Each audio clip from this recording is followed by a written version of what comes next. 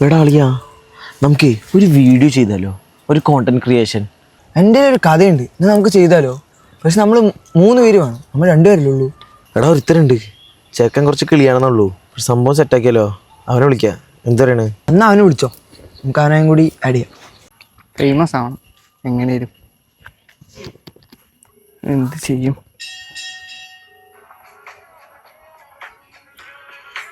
ഒന്നുമില്ലാത്ത കോളാണല്ലോ. Hello hello അളിയാ, തിരക്കില്ല? ഒരു അത്യാവശ്യ കാര്യമുണ്ട്. നല്ല തിരക്കിലാണ്. എൻ്റെ എടാ വേറൊന്നുമില്ല, നമ്മളൊരു ഷോർട്ട് ഫിലിം പ്ലാൻ ചെയ്യുന്നുണ്ട്. അപ്പം നിനക്ക് അതിലൊന്ന് അഭിനയിക്കാൻ വരാൻ പറ്റുമോ? ഒരു വെറൈറ്റി കോണ്ടന്റ് ക്രിയേഷൻ ആണ്. നീ അഭിനയിച്ചോ കത്തും. എന്ത് പറയണു? ഞാൻ വരാ.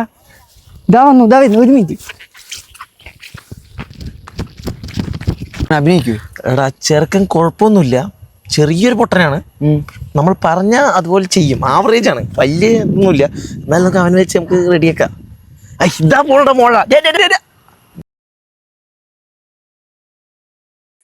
ചേട്ടാ എന്താ അഭിനയിക്കാൻ വിളിച്ചിട്ടുണ്ടായിരുന്നു? ഞാൻ നല്ലപോലെ അഭിനയിക്കും. എന്താ അഭിനയിക്കേണ്ടി? നീ നന്നായി അഭിനയിക്കുമോ? അങ്ങനെയാണെങ്കിലേ നിന്നൊന്ന് നമുക്ക് ടെസ്റ്റ് ചെയ്യണം. നല്ല റോളാണ്. നീ ഒരു ഹാസ്യം രൗദ്രം കൂടി ഒന്ന് ഇട്ടേ, ഒന്ന് നോക്കട്ടെ. പിന്നെന്താ, ഞാൻ അഭിനയിക്കാലോ. നന്നായിട്ട് പോനെ.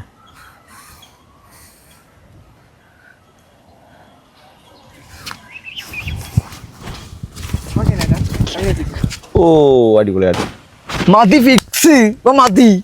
അപ്പം ഓക്കെ, സെറ്റ്. ഇവരെ നമ്മൾ ഫിക്സ് ആക്കി. നീ വരുന്നില്ലേ? ഒന്ന് വാ. എന്താ ഇവിടെ?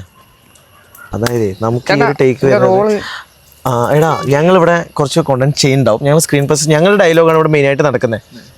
അപ്പം അതിൽ നീ ഞങ്ങളെ നോക്കിയിട്ട് ഇങ്ങനെ തിരിഞ്ഞ് നടക്കണം. അത്രേ ഉള്ളൂ. ഇത് കലക്കണം. അധികം മുഖമൊന്നും ഉണ്ടാവില്ല. നടന്നാ മതി.